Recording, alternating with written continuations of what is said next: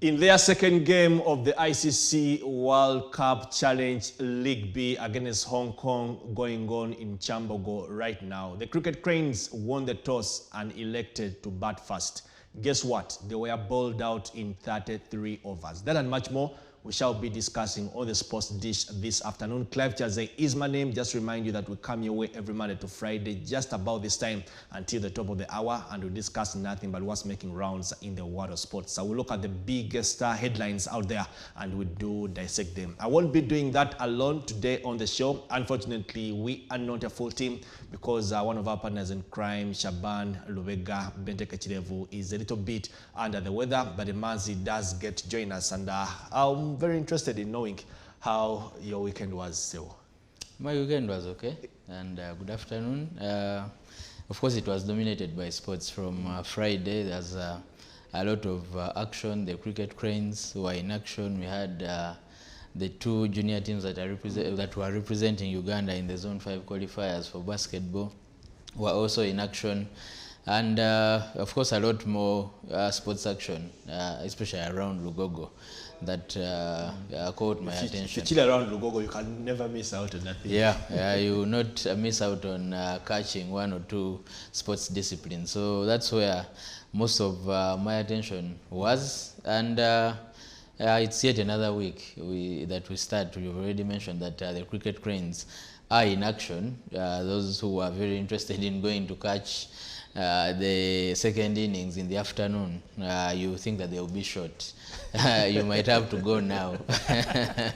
If you had plans of going at 4 p.m., the match might have ended by then. Yeah. Yes, but of course, that and much more, like we said, we shall be discussing on the show. You can be part of the show. Yes, the number at the bottom of your screen is our WhatsApp number, but also the hashtag at the bottom of your screen is where you can be part of the discussion via Twitter. Before we talk the Cricket Cranes, of course, a topic that has been making rounds since last Tuesday when the national budget was read out was the issue of the sports, the budget or the monies that are allocated to the sports sector, 47 billion to be precise. But the big question is how will that 40 billion be distributed among the different sports federations we have? We already know that the Federation of Ghana Football Associations, FUFA, is taking 17 billion. We are told the extra 7 is for the development of women's football. Now there is the other 30 billion, and of course on your screen in a few you'll be looking at how that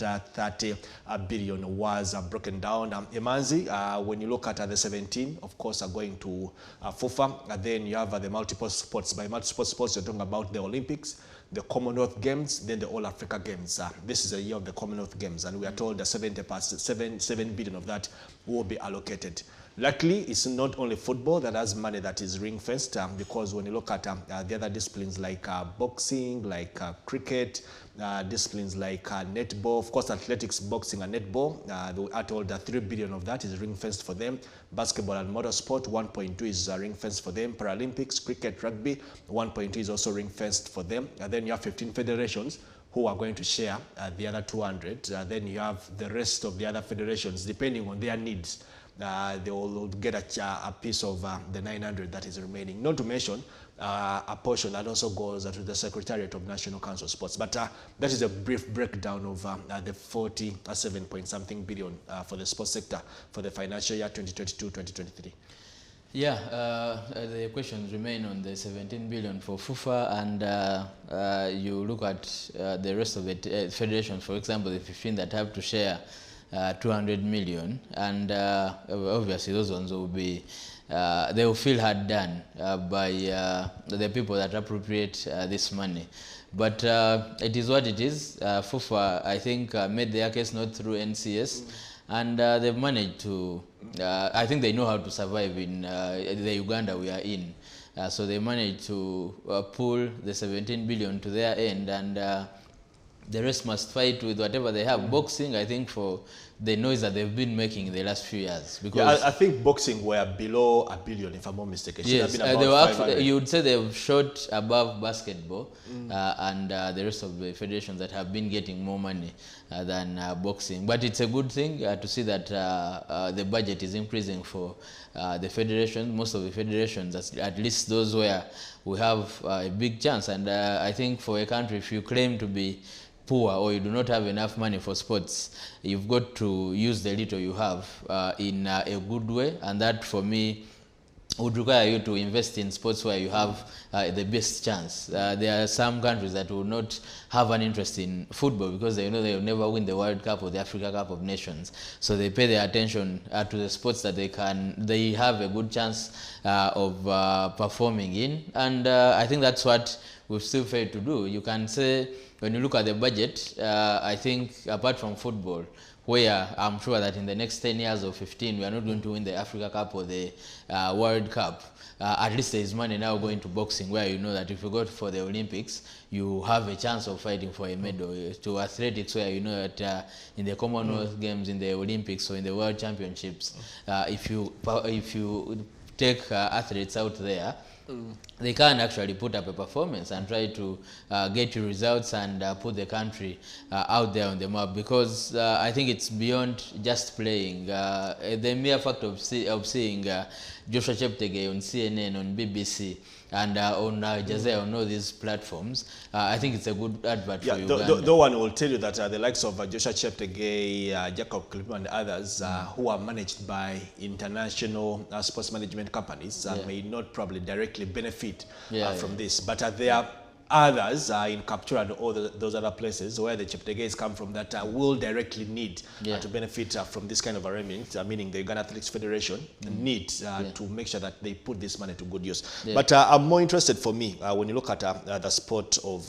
netball, $3 billion for them in the next financial year, because in the same financial year, they are also preparing for the World Cup that it will be next year in Cape Town. Of course, they have the Commonwealth Games. The Commonwealth Games will fall under the multiple sports. The $7 billion probably there, they won't directly need to get into their coffers. But with the World Cup coming around, and it is a team that is most likely to qualify for the World Cup, you believe that they have somewhat what you call enough to help them prepare adequately for the World Cup. Yeah, and maybe it might even be beyond the $3 billion. And for me, I believe that as NCS and government plan, some of these things have got to also get beyond the multi-sports that you're talking about. If a team qualifies for the World Cup, I think the preparations have got to be beyond the money that we are seeing the federation getting. If a team qualifies to go to the Africa Cup of Nations, the preparation it will take a lot if you say that they've got to use part of the $3 billion that you've given to the federation. So maybe such events have also got to be fully funded by NCS and government outside the money that they give to these federations. But netball, another sport where as Uganda we can go places if we invest a lot more. And I've got to say that I like what the current administration is doing. The honorable that is in charge of netball at the moment. I think if you see the strides they've made in the last few years, being in the media, I think you can see what they are doing, something that was not the case with the previous regime, and you've got to appreciate what they are doing. So if they can keep this space, if they can get the facilitation that they need, I think netball can go places. I wanted to ask you, as we keep that table on our screens, when you look at, of course, boxing, athletics, netball, basketball, and all the other disciplines, motorsport, Paralympics, cricket, and rugby, you would say that they probably, in a way, deserve what is coming their way. Much as we all agree, it should be much more than that. But you think, comparing to the previous financial years, they have moved places. But I don't know if, off your mind, you could think of a federation that probably would fall in the bracket of having their portion ring-fenced, because you have 15 other federations, then you have others who will be funded depending on their needs. You have the sport of pool in there, you have all table tennis, volleyball. Haven't they done enough to earn that? I would want to know why exactly. And I've interacted with some people in volleyball, and I say if, like I mentioned with netball, if you look at the talent we have in volleyball, I think we have a very good chance of participating at a higher level than we are doing and competing. Yeah. Are they with the doing top enough? two Maybe teams. the fact that Maybe they are not doing enough. Maybe they are not doing enough in terms of how maybe they sell the game to the rest of it. And of course, so when you go to their events, you can tell that there's a lot that can be done in terms of trying to sell the sport out there, because I think it's a very good product that can be sold quite easily to the audience, and they are not doing enough of that. So you believe that if you, like you mentioned, pool, we have a very good chance. Two-time, three-time African champions? Yeah, we have a very good chance of competing at the highest level.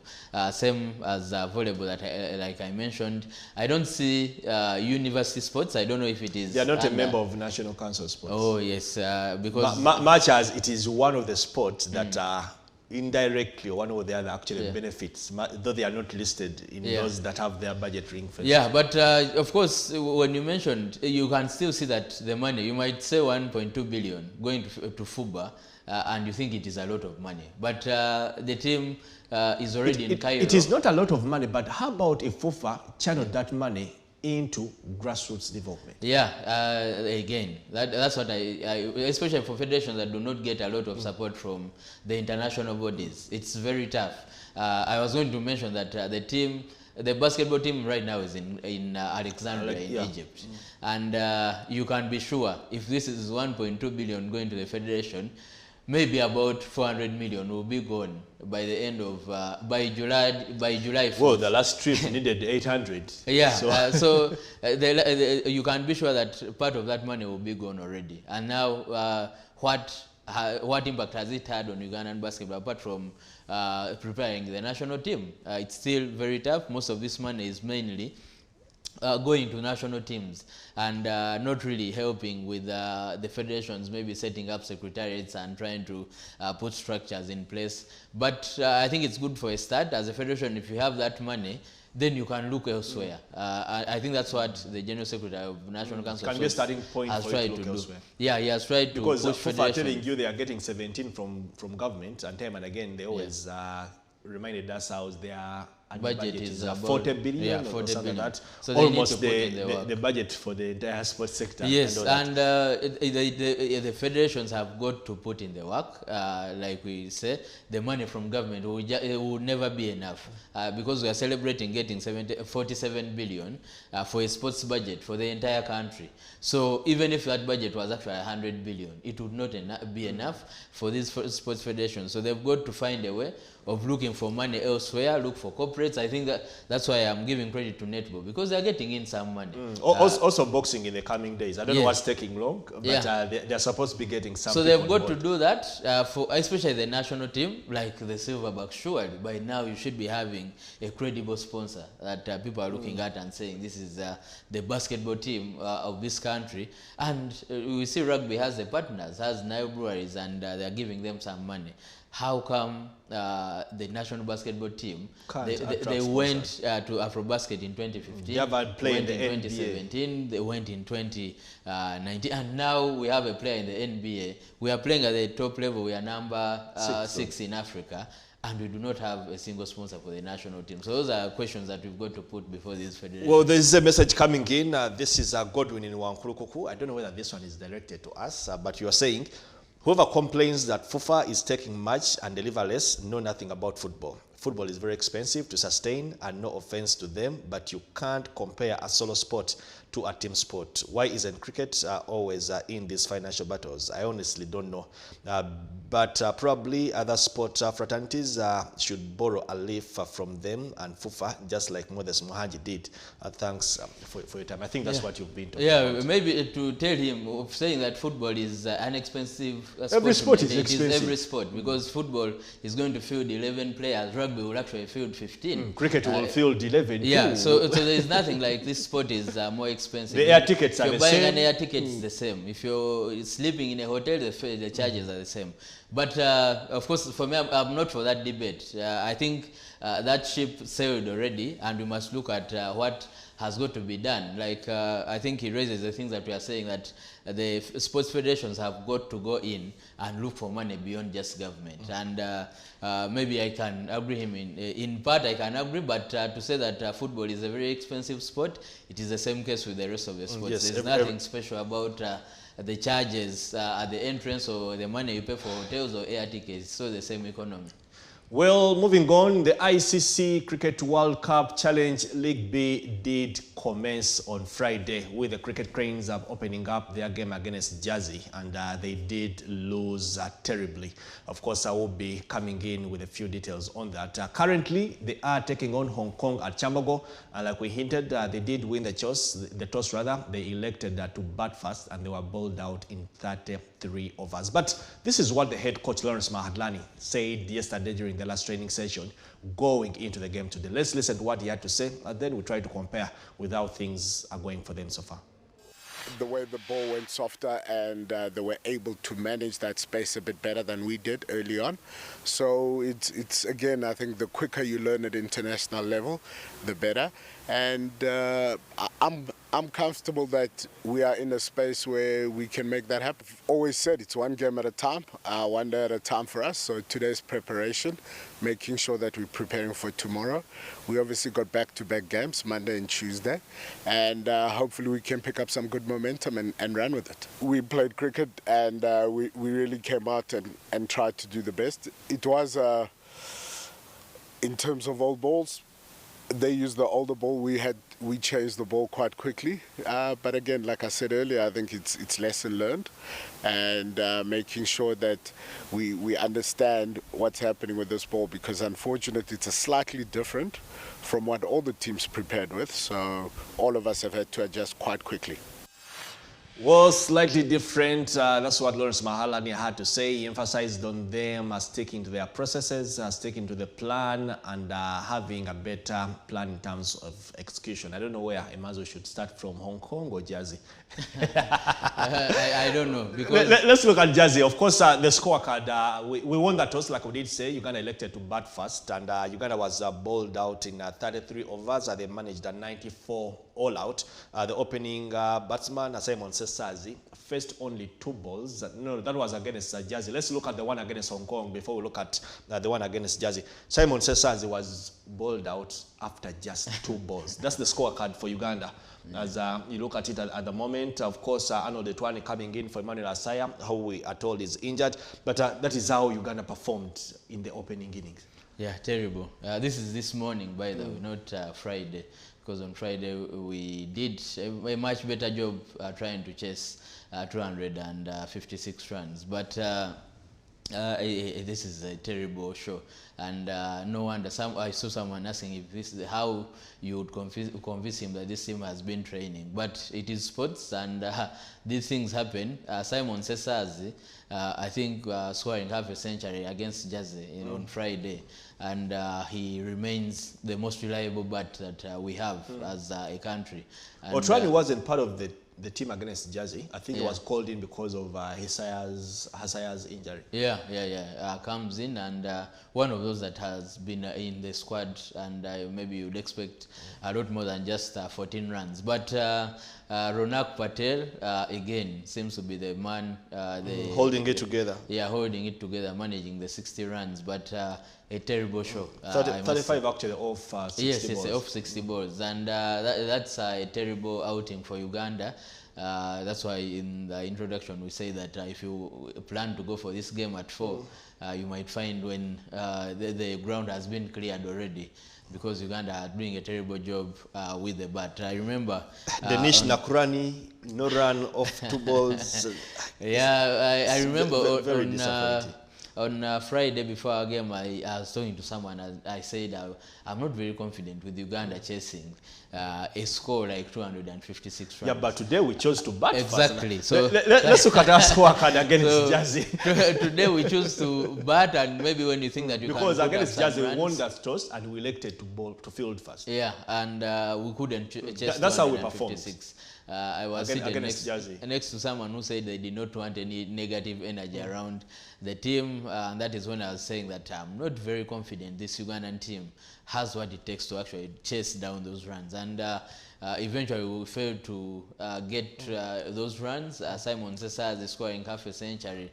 Ronak Patel. And dismissed immediately after celebrating. Yeah, 50 runs. yeah, and then I think for Ronak Patel being the leading run scorer for us with 64, but still. Yeah, but then the opening order, because even in this game, Emmanuel Esaya, 4 runs off 9 balls before he was dismissed. Yeah, yeah. That is after an over and 4 balls in the second over. Yeah. No, not a good side with the bat, I must say, in the last few years. And I think someone has mentioned that maybe we need to play more games away from home than we play at home. I don't know if it is the pressure that gets to the players' heads, but I think over time we've shown that we are not able to chase these runs or to put up a good score of runs when we are playing at home. So yet another terrible outing, and now we have 3 must-win games if you are going to have any chance of trying to get ODI status. Yes, let's look at the card that how we bowled against Jersey, because the second innings for the game against Hong Kong have started, and something interesting. One of our opening bowlers, of course, Cosmas Cheuta always does open up with Juma Miyaji. Looks like Juma Miyaji is also not part of this arrangement, because it was Cosmas Cheuta with Dinesh Nakurani who did open up for Juma Uganda. had a knock in the previous game. Yeah, together with Deus Momoza. Probably the Momoza. reason why they have not been part of this arrangement. At the moment, it is 30 runs after 5 overs. Of course, they are bowling the sixth over.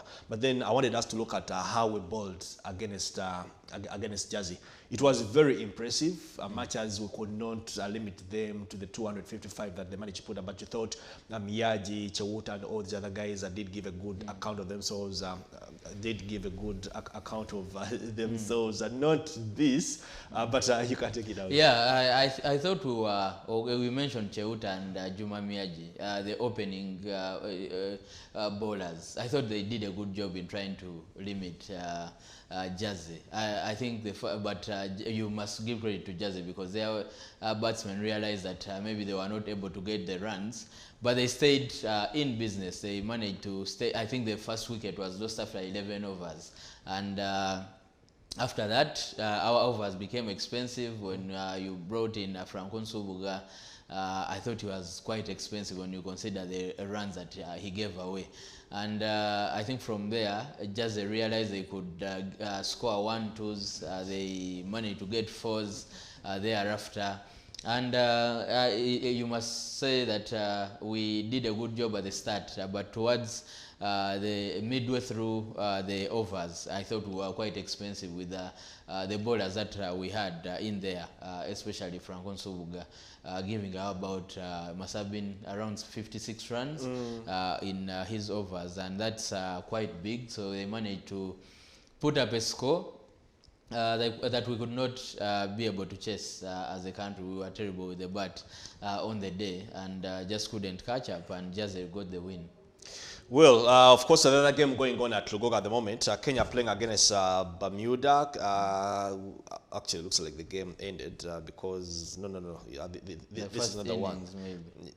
Then you have the games that are going on at the moment. I was looking at the games that are already done. Kenya in action against Jersey at the moment. Kenya did win the toss and they elected to bat first. And after 50 overs, they managed Jersey managed to put. It's Jersey who won the toss and elected to bat first. They managed to put on 275. So that will be for Kenya to chase. That's a Kenyan huge team, by the way, that I think also did win their opening game against Bermuda by 6 wickets. Then you had Hong Kong also beating Italy by 58 runs. A game I was able to watch on Friday. Both teams very terrible in fielding. I don't know why we are struggling, because it looks like we are not good at any of those. But that is how it feels.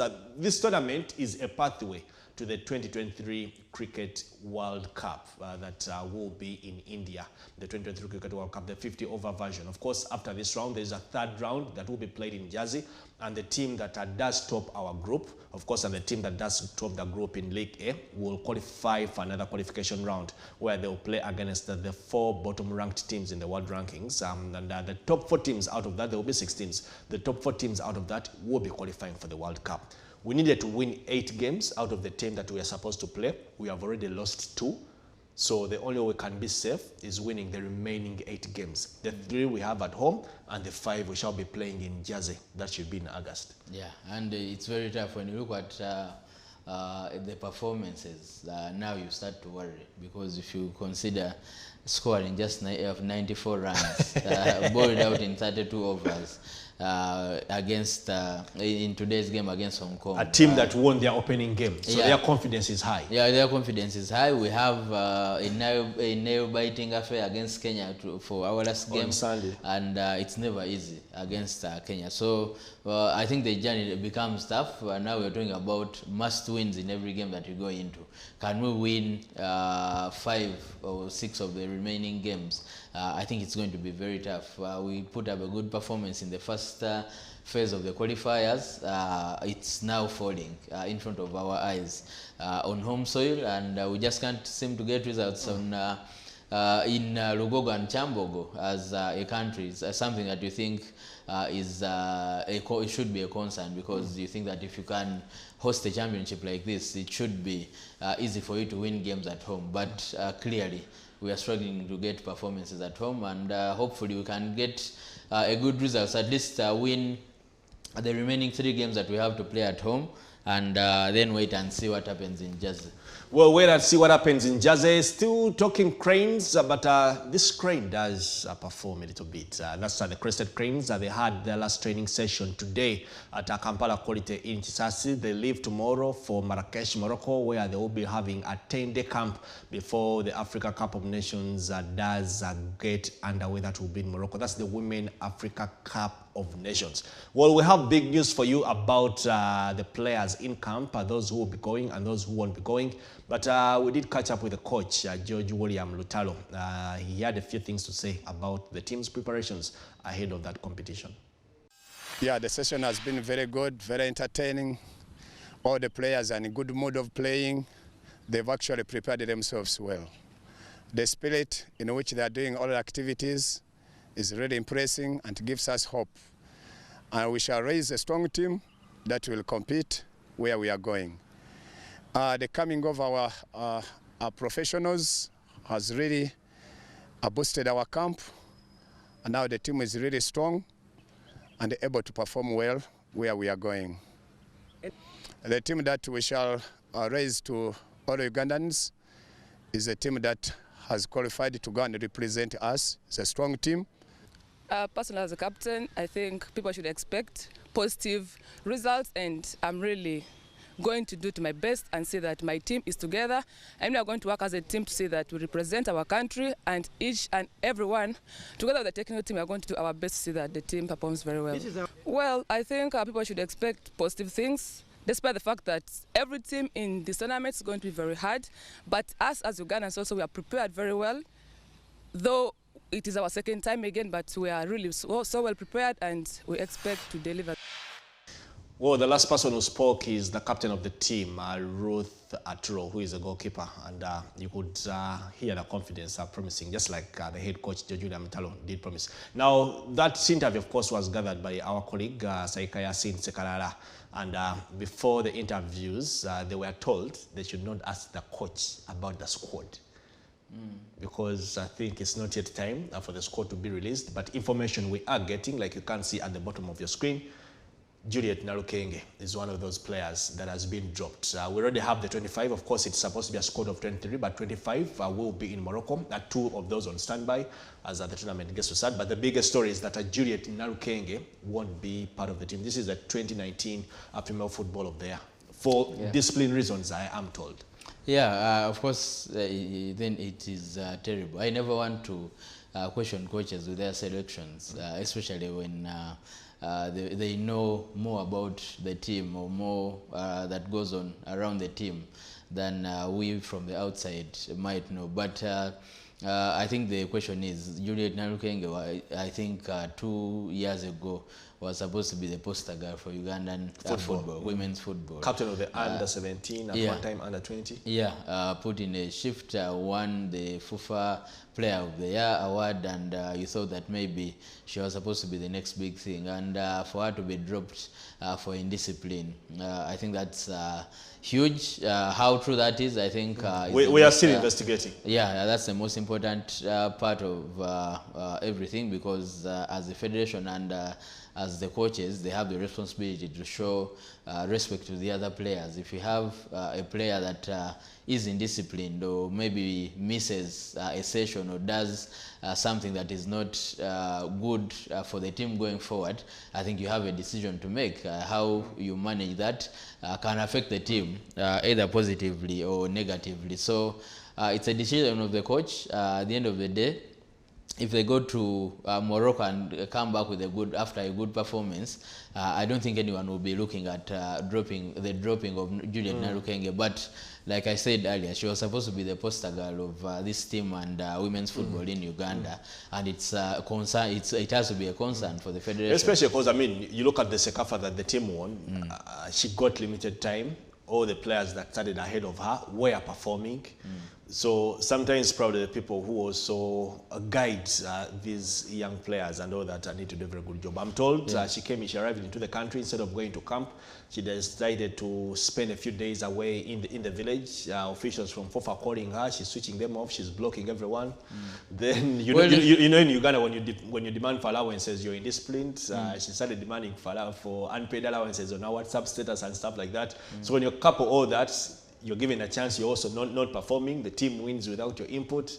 Yeah, and of course, as a young player, they also need guidance sometimes from the federation, from the parents, and from whoever can help, because this is a young player that has gone to play away from Uganda. When she comes back, you must have it in mind that maybe the first thing on her mind might be her family, and she wants to reunite with all these. And I think it's a matter of talking to these players and preparing them for the stage that they are going to, because you're now a national team player or you're a professional player, and you're going to have to sacrifice some of these things. And it's unfortunate if she's not in Morocco, because it would have been a big campaign for her. There are so many people watching these tournaments, and you never know where she would be going after Morocco. So really unfortunate. Well, let's go out for a breather. When we return, we'll look at the Junior Gazelles. We have an update from the Liverpool camp, and much more that transpired on the big stage over the weekend.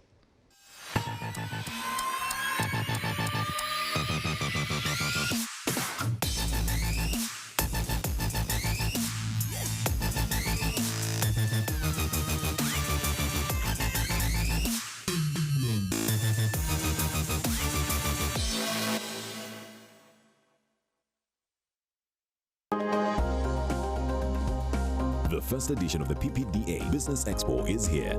Join us from the 8th to the 10th of July 2022 at Kolo Independence Grounds. We will unveil the annual government procurement plan and awards.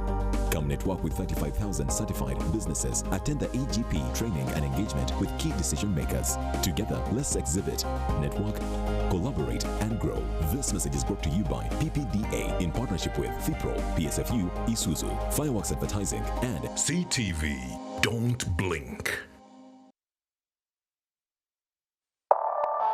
Since 1963, this shirt has united fans and players across the country. It is more than just an article of clothing. It is a sense of pride for us as we catch the kinetic action. In the heat of the competition, we stand with our champions. This shirt brings us together. CTV becomes the principal shirt partner for KCCA FC. We are committed to the game, to bridge the gap and bring you closer to the awesome team you love. KCCA FC, more than just a club. CTV, don't blink.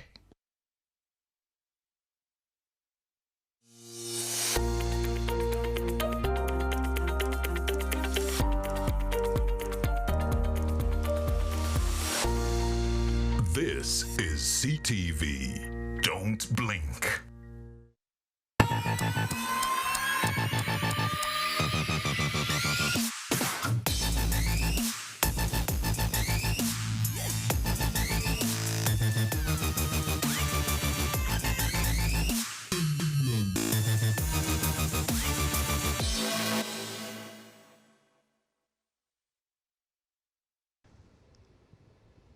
You're still watching the Sports Dish. Clive Cheze is my name. Just to remind you, we come your way Monday to Friday. We discuss nothing but what's making rounds in the world of sports. We are usually joined by Shaban Lubega, who is today a little bit under the weather, but Banzi Nyamhachi is here, and we shall be taking you until the top of the hour. In the first segment of the show, of course, we looked at the cricket cranes. We looked at the breakdown of the national budget.